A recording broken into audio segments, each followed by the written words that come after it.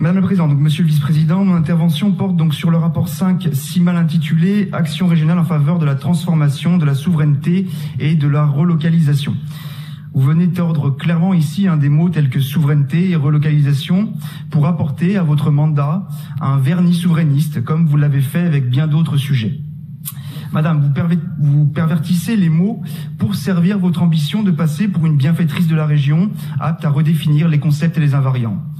La souveraineté est nationale ou elle n'est pas. La relocalisation dépend des nations, seules détentrices de la souveraineté, donc revenez au réel. Vos ambassades, vos maisons de la région à Shanghai ou à New York ne sont pas des ambassades et vous n'êtes pas duchesse d'Occitanie. Je vous rappelle qu'en tant qu'ancienne députée socialiste et ancienne secrétaire d'État chargée de l'artisanat et du commerce sous François Hollande, vous avez accompagné avec beaucoup de zèle la mise à mort de la souveraineté nationale, seule à permettre des échanges commerciaux internationaux équitables et à protéger notre appareil productif.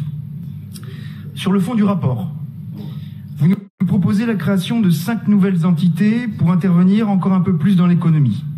L'ensemble sera créé au sein de l'Agence régionale de l'aménagement et de la construction, l'ARAC, dont il faut modifier les statuts. Donc nous allons avoir des agences dans l'agence. Je vois que vous aimez les poupées russes. Nous accueillons favorablement l'idée de la focale, donc foncière Occitanie, centralité commerce artisanat local, qui devrait être l'outil régional pour réimplanter les commerces en centre-ville.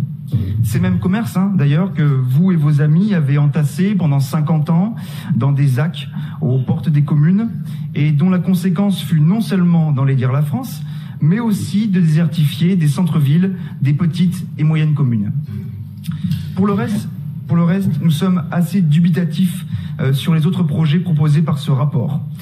Ainsi, la SAS foncière des Pyrénées, qui vise à l'acquisition d'immeubles bâtis ou non à destination touristique et commerciale, vous ne venez pas ici en soutien de l'acteur économique, mais vous vous substituez à lui.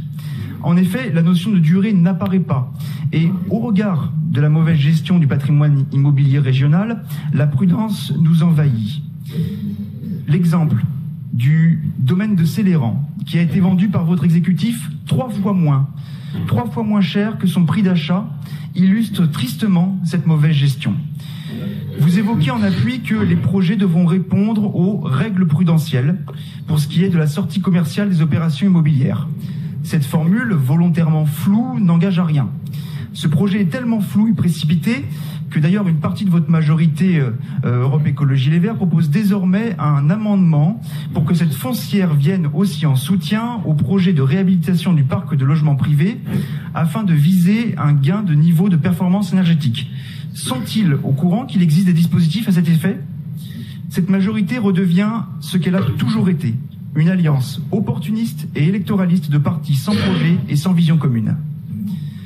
Il en va de même pour la SAS foncière agricole ou encore l'ARIS, donc l'Agence régionale des investissements stratégiques, où les vrais leviers de transformation et de prospérité sont dans les mains de l'État, seul détenteur de la souveraineté. Seul l'État peut diminuer l'impôt sur la production et protéger notre économie grâce aux barrières douanières. Ces dernières sont par ailleurs les seules à même d'éviter la casse du mondialisme qu'est la déperdition de nos emplois, de nos industries et de nos savoir-faire. Pour cela, il faut cesser de manger dans la main de cette Europe des traités de libre-échange, qui est mortifère. Et d'ailleurs, les exemples de concurrence intra-européenne engendrés par les délocalisations sont légion, et souvent même cofinancés par l'Europe elle-même.